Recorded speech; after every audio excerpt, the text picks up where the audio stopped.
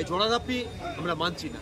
আমরা চাই প্রকৃত রাস্তা মানুষের উপযোগী করার ব্যবস্থা করতে হবে, এই দাবিতে আমাদের মিছিল। কতদিন একটা এমএলএ আছেন, তিনি গাড়ি করে যান, মানুষের দুর্দশা, মানুষের কষ্ট, মানুষের যে কি অবস্থার মধ্যে যাচ্ছেন সেই দিকে কোনো রিয়াক্ট নেই।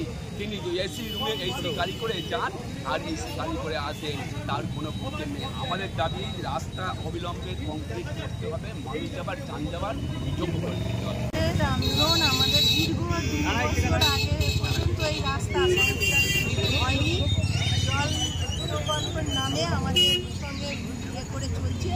রাস্তাঘাট এখান থেকে শুরু নয়, মানিকপুর থেকে সাপ্লাই স্টেশন পর্যন্ত আর চাপাতলা থেকে আনগুন পর্যন্ত রাস্তা মেরামতের কাজ একটুও কোনো রকম হয়নি। আমাদের মিছিল হওয়ার আগে শুনে একটু আগে তালি দিয়ে চলছে। আমাদের এই মিছিল হবে শুনে কালকে কিছু টাপ্পি দেওয়ার কাজ হবে। টাপ্পিতে কাজ হতে পারে না, আমাদের চুল পেকে গেছে আর